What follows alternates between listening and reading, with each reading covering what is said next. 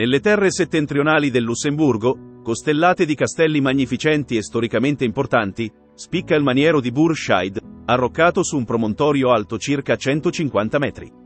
Il castello, accessibile solo dal fianco nordorientale dell'altura, si affaccia sulla magnifica vallata del fiume Sauer, affluente della Mosella.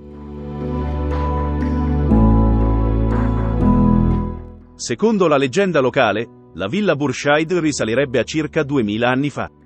Si narra che i discendenti degli ex coloni romani si stabilirono sulle colline circostanti, formando ciò che in seguito sarebbe stato conosciuto come il presunto Forte di Legno. Tuttavia, nonostante siano stati scoperti reperti di antichi insediamenti risalenti al Neolitico e all'epoca romana, le radici ufficiali del villaggio risalgono soltanto al VII-VIII secolo d.C. Quando le valli fertili e facilmente accessibili erano già popolate, alcuni coraggiosi cercatori d'oro si avventurarono nella fitta foresta delle Ardenne per insediarsi ai margini di un ruscello in una radura ripulita dal fuoco, a cui diedero il nome di Borscheid, ovvero Bur, dal latino bruciare, e dal celtico Scheid che vuol dire radura con acqua.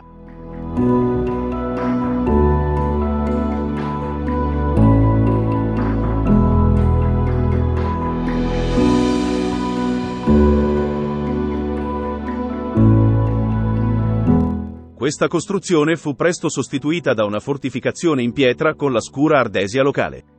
Lo conferma anche un documento del 1095, quando cita Bertram di Borscheid, primo signore del castello di cui si abbia traccia scritta.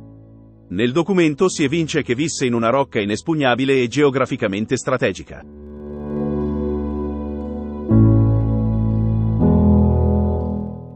Inizialmente, il cosiddetto castello superiore, con il mastio, il palazzo e la cappella, era circondato da un recinto con almeno 4 torri.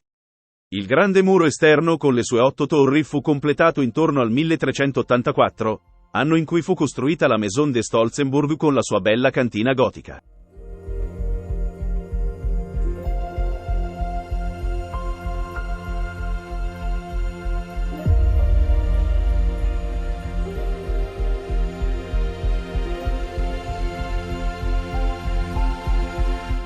I signori di Borscheid, che vivevano nel castello durante questo periodo, erano tra le famiglie cavalleresche più rispettate della regione. Fedeli vassalli del duca di Lussemburgo, erano anche suoi consiglieri e combattevano al suo fianco nei conflitti armati. La famiglia Borscheid fu sostituita dalla famiglia Metternich nel 1626, prima che la rivoluzione francese ponesse fine al dominio feudale. Victor Hugo in persona fece visita al castello il 20 settembre del 1865 e ne rimase affascinato. Ne fece un disegno, oggi esposto nel Museo della Rocca, e nei suoi appunti scrisse: "Stiamo vagando tra le rovine. Lo disegno è incantevole, è un enorme groviglio di mura e torri fatto dal pugno di vecchie guerre. La vista è splendida,